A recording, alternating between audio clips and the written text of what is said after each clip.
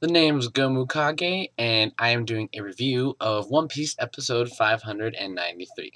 As you may or may not have noticed, this is my first episode review in a while, not too long. I have been really good at doing the chapters every single week, but the episodes as of late, there's been nothing special. I skipped the 590 special with Dragon Ball Z and Toriko. That was fun, that was entertaining.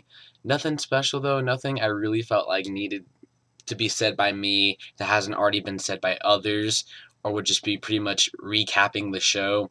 So I didn't feel a need for that. And then the last couple of episodes, they were kind of slow. They were very set up episodes. You know, they need to be there, but nothing special, I guess. Just a lot of Brownbeard talking about how much he loves Master and a long introduction of the Yeti brothers. But this episode was a change of pace. Out of all the Straw Hats who switched bodies, I think I'm enjoying Frankie and Chopper's body the most. just looking at his face is cracking me up. That is good stuff. So Frankie takes the Rumble Ball and he goes all monster, super, and he he starts chasing after Luffy, and the other Straw Hats are there talking about how he's actually going to be a hindrance. Back a couple episodes ago, I ranted about how they introduced Caesar because I didn't like it as much as it did in the manga. But slowly he's kind of growing on me just because I think partially the background music they always have with him is awesome. And the sound effects they have with his gas, it just gives this really eerie, evil, creepy, insane scientist sound to it. And I really enjoy what they're doing with him. And he's also very glad that they showed more of the Marines fighting the centaurs because they showed a little bit in the manga, but not much, and there is a conflict, and I didn't really understand that well how G5 got their ship back at that one point, but it's all making sense now. Yeti Cool Brothers. It is moments like these where I enjoy this very healthy gap in between the manga and the anime, because although when I saw them in the anime, I remembered them, I wasn't expecting them. Like, I'm expecting Caesar opening the big facility where I'm not going to give any spoilers, but we know that's coming. I remember that coming. I was looking forward to that. I remembered the dragon. I was waiting to see how they animate that. In the manga, they were very lifeless, but now they're like very cool or not cool or or. And then Nami and Frankie's body is it's probably Okama. Cool. Just they're hilarious, and it makes more sense because yeah, they're not like super powered, and like in any normal situation, I think Luffy would wreck them. But they're very fast, and this is their backyard, so they do have home field advantage. I really enjoyed the scene where they're like shooting at Luffy, going around just warping like that, because that really shows their strength. And they like slid into these caves like one at a time, so that they knew that they could run here, that have a window frame where they could shoot, and then they would slide into their spot where they could continue to hide. That just made so much sense to me, and like as why Luffy was still struggling.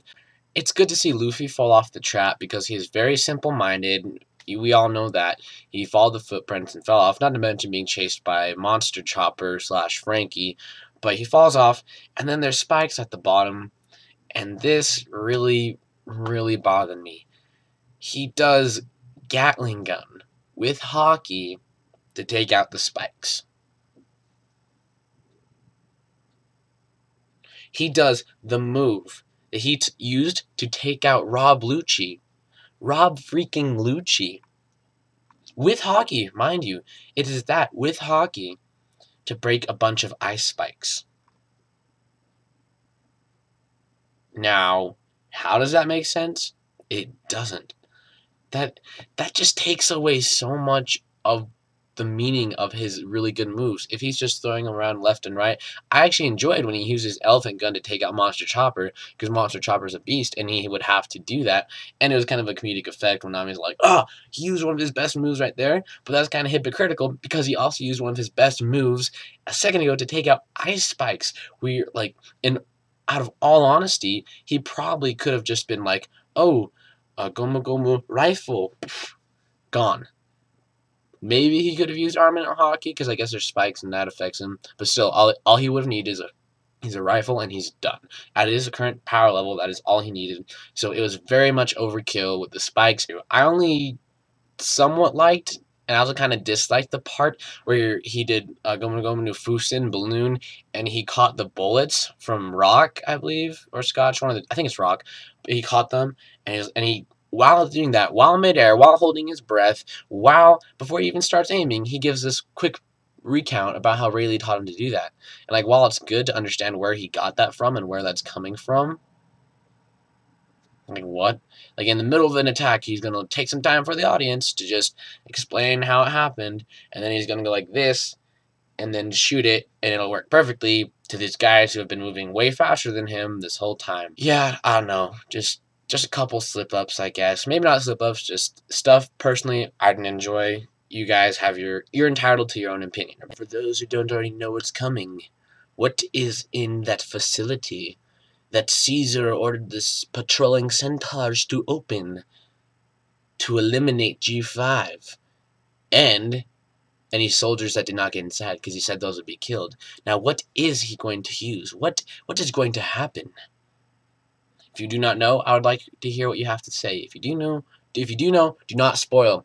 Don't spoil. We'll be seeing it soon anyways, and I guess it may or may not been possibly kind of sorta in the opening, but we will see. Now, here's my favorite part. Freeloader Trafalgar Law. I didn't expect to see you here.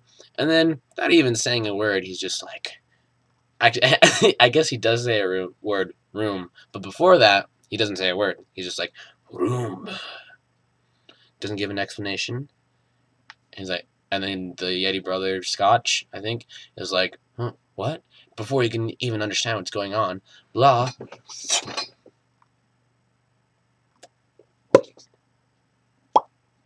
as the Yeti brothers would say, very cool. And they've been giving Luffy trouble, and Monster Chopper, and just all this stuff. They've been so tough, and then Law just, as if it's nobody's business. And then he's like, you, Temme, what are you up to? And he's like, boom, counter shock. I also forgot about this part too. I don't even know if it's in the manga. This is why I love this healthy gap, because there are parts that surprise me. Watching Law just take down Scotch like it was nobody's business probably was my favorite part of the episode, but it continues to be very good. Law is like, Mugiwara no Luffy, I've been looking for you. I can't do a Trafalgar Law voice. That was awful. But he's like, hey, Luffy, I've been looking for you. I've been thinking it over, and I have a proposition. Epic speech alert, there's only two ways to survive in the new world. Either live under one of the Yonkos and serve them, or to be constantly going against them. And I don't think you're the man who wants to be going under somebody's roof, listening to what they have to say. So, I have a plan to take down one of the 4 Yonkos. At this point in the manga, when it was actually a surprise to me, where I probably let it out like a fanboy squealer or something, like, like, gonna take down Yonkos, like, just, it makes me so excited. I just, oh my gosh, this makes me so happy, so happy, and just. I would say that was a very good episode. It was much needed because the last couple have just been very set up and dialogue-y and explaining a lot of things and getting the emotions into it, but it did need a change of pace. We actually saw the story progress a lot. This chapter, we saw a lot of movement in the story, and that's what we need, because this is where Punk Hazard really gets exciting. On a scale from 1 to Oda, I would give it an Ichigo Kurosaki. Very intense, good story, fast pace, but some flaws in the action parts. But that's all I have for today. GomuKage, signing out.